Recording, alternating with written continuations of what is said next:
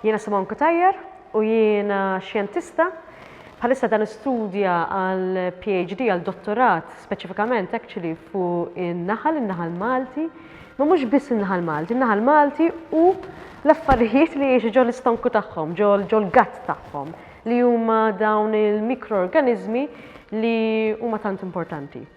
Illi nagħmel studji fuq in-naħal issa madwar 15-il sena.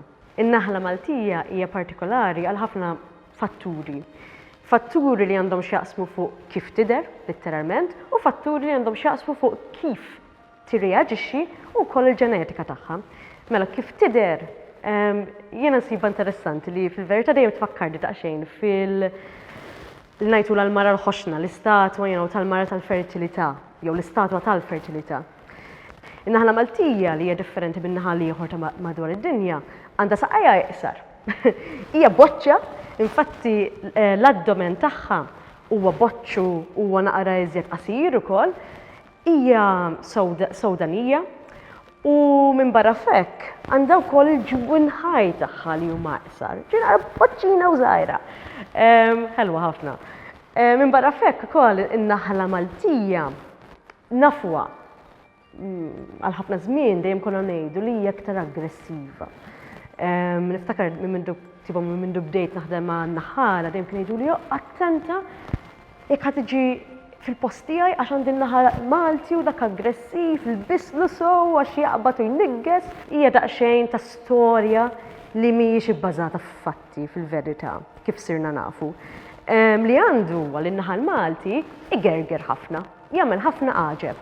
Kif jgħid l-Ingliż, all bark, no bite, essenzjalment. Infatti, parti mill-istudju li għamilna sibna li meta tiftħilhom in-naħal, ma tkun in-naħla Maltija, in-naħal Malti jibda jiġi madwarek u tgħid il-lamis għall-ewwel da x'ħajamel. Imma jekk toqgħod tot kemm il-darba attakkak, għax tinduna jekk jattakkawk. Għax jekk jattakkawk letteralment jiġu fuqek u jqogħdu jaqbdu miegħek. U jekk tot kemm il-darba jattakka, ikkumparat ma' kemm jagħmel għaġeb u kemm jagħmel storbju, ftit li xejn jattakka. Imma li sibna wkoll huwa l-naħal Malti għandu iktar qabilta biex jipproteġi ruħu kemm minn ċertu annimali Malta li jistgħu jattakkaw bħal ċertu żnażan. Minn barra f'hekk ukoll ċertu insetti, ċertu mites partikolari li jgħidula il-veroa li toqgħod fuq in-naħal letteralment tgħix fuq in-naħla tixrob mill-likwidi ta' ġon naħla u jekk tant iddumu u tilħaq popolazzjoni kbira ġol ħajv tista' wkoll toqtollok il-ħajv sħiħa. In-naħla Maltija sibna li għandha aktar resistenza għaliha. Mela riċentament, dan huwa parti mill-istudju tiegħi tad-dottorat, qiegħda nistudja dal-mikroorganizmi li jgħixu ġewwa in-naħla Maltija. X'inhuma mikroorganizmi? Mikroorganizmi huma li bl-Ingliż ngħidulhom microorganisms, mikro żgħar. Huma organizmi li huma tant żgħar li nistgħu narawhom biss billi nużaw microscopes. Infatti hemm minnhom tant huma iżgħar minn hekk li anke bil-microscopes ma nistax narawhom fil-verità. Għalfejn interessana nistudjaw dal-mikroorganizmi għal raġuni waħda u sempliċi. Bħalma sibna li l-mikroorganizmi ġol istonku tagħna, ġol istonku tan-nies huwa importanti għas-saħħa tagħna, għas-saħħa mentali tagħna mhux fiżika biss, huwa l-istess għan-naħal. Li sibna huma li dawn iċ-ċertu mikroorganizmi li ftit minnhom huma yeast, ftit minnhom huma bakterja, iżommu in-naħla b'saħħitha u jżommu n-naħla iktar resistenti wkoll għal ċertu attakki, speċifikament, eżempju, li semmejt tal-veroa mite. Issa il-proġett tagħna partikolari qegħdin nistudjaw ċertu bakterja li diġà nafu, ċertu batterja li diġà nafu diġà sibna li jinstabu biss ġewwa n-naħal Malti u ma nstab imkien aktar. U l-mistoqsija tagħna dejjem kienet għaliex. U kif nistgħu nirrelattaw dan il-batterju li jinstab biss ġewwa n-naħal Malti ma forsi ir-reżistenza tagħhom għal eżempju nerġa' ngħid il-mite veroa, għal forsi l-adattament tiegħu għal ċertu ambjent li huwa ejja nkunu onesti, ambjent harsh Malta għandna ambjent li mhuwiex daqstant li mhuwiex faċli biex tgħix fih, speċjalment kun naħla żgħira tipprova tfittex l-ilma u tipprova tfittex il-fjuri minn fejn tista' tmur iddakkar. So dak huwa l-istudju tiegħi.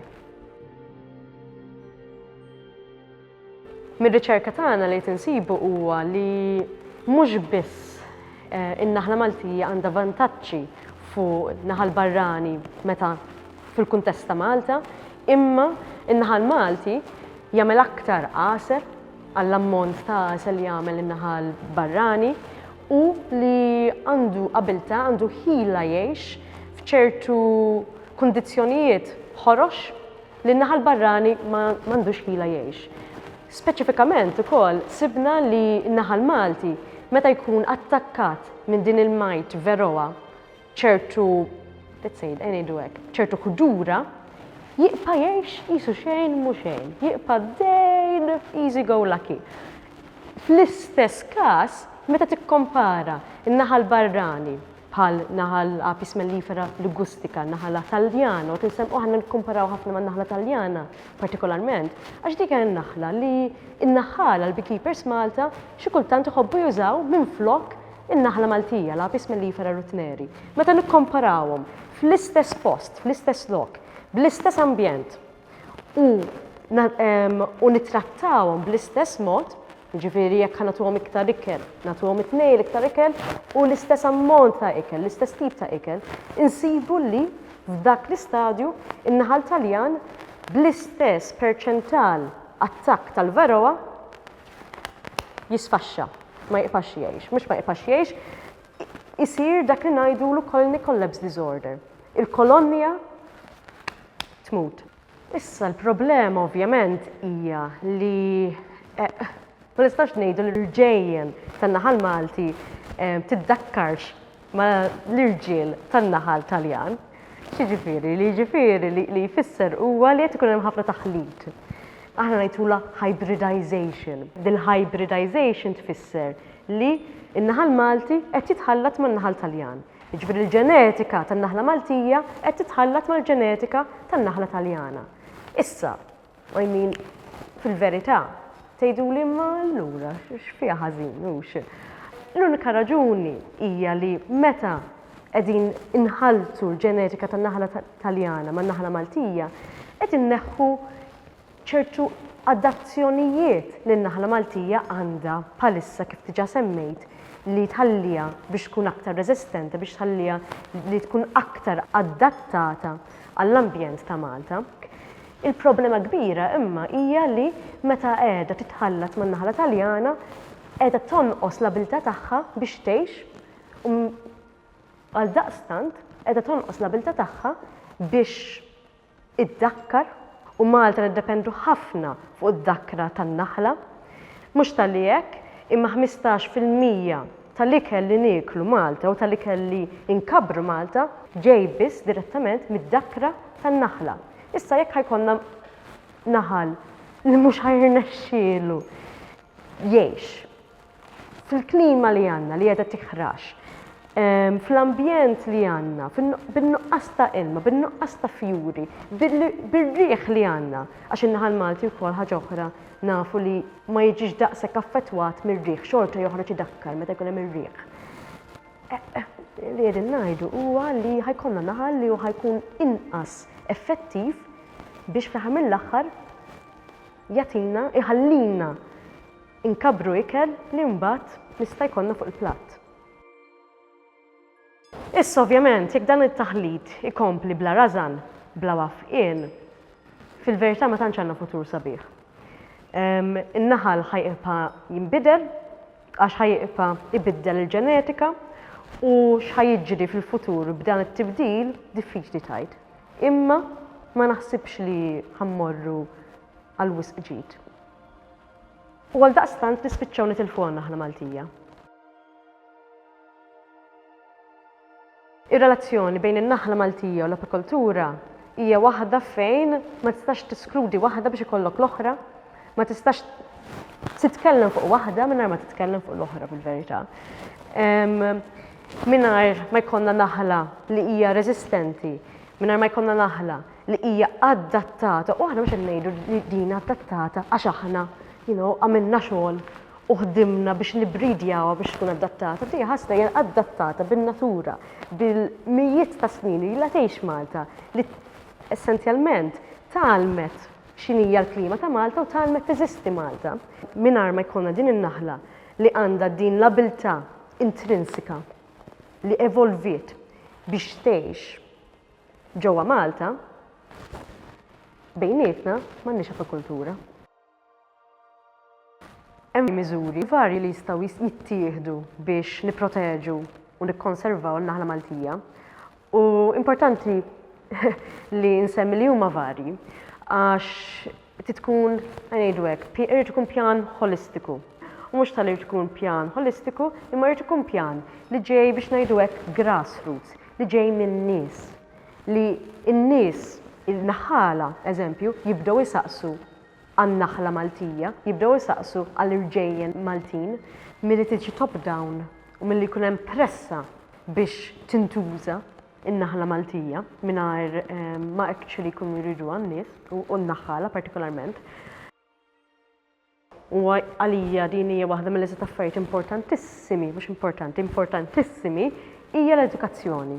U rridu nedukaw lil kulħadd, nibdew miż-żgħar sal-kbar. U nedukaw mhux biss fuq in-naħla Maltija u għaliex hija importanti, ma wkoll nedukaw fuq id-Dakkara in general. Għax inti biex in-naħla Maltija biss li hija Dakkara fl-aħħar mill-aħħar u għandha bżonn ekosistema b'saħħitha biex tibqa' tgħix u tkun b'saħħitha fl-ekosistema tagħha. Minn barra f'hekk ukoll importanti ħafna li jkun hemm infrastruttura li tgħinna ngħinu in-naħla Maltija, x'irid infisser biha din. Eżempju, jiena f'ħafna naħħala, ara, qedtilkom li naħdem f'dan is-settur issa 15-il sena, presso poco, anki iżjed naħseb. Minn 15-il sena l-hawn, l-ammont ta' naħħala li smajt, li bidlu femtom, li qabel kienu jgħidu jiena naħla Taljana, jiena li gusta karrita, għax dik doċ li tagħmel ħafna qasel, ma tagħtinix problemi, li issa bidlu femtom u jgħidu l jiena naħla Maltija rrid, għaliex dik naf li tibqa' b'saħħitha, li tagħti ħafna qasel u wkoll, u naħseb sabiħ ukoll fiha għax hemm ċertu preġju fiha li nieħdu ħsieb in-naħla Maltija. So din il-bidla ta' perċezzjoni fuq in-naħla bejn in-naħħala ngħidilkom il-verità jiena naraħħa. Il-problema hija imma li m'għandniex infrastruttura biex in-naħħala kollha li għandhom bżonn ħajv ġdida ta' naħal Malti jew irġejjen ġodda ta' naħal Malti nagħtuhom dawn l-ammont ta' ħajvs u dawn l-ammont ta' irġejjen li qegħdin jisaqsu għalihom. So għandna bżonn ukoll li nkabbru l-infrastruttura tagħna biex hekk nistgħu nilħqu dan id-demand li qed ikun hemm u li nixtiequ li jkun hemm aktar minnu wkoll. Minn barra f'hekk ukoll kif qed għandna bżonn narawha bħala mod holistiku. Naħseb ukoll importanti li ċertu affarijiet żgħar bħal ejja ma naqtawhomx ħasra il-pjanti slavaġ qabel ma jagħmlu l-fjuri. Ħalliha l-fjura tikber. Ħalliha tikber għax dik hija pranzu, dik hija ikra tajba għal-naħla. Ħalliha tikber dik il-fjura. Ħalli n-naħla tiekol minn fuqha u mbagħad jekk trid qabel ma tagħmel iż-żerriegħa u mbagħad taqtawha. Ħalliha tagħmel xogħla essenzjalment, ejja ngħinuhom in-naħal.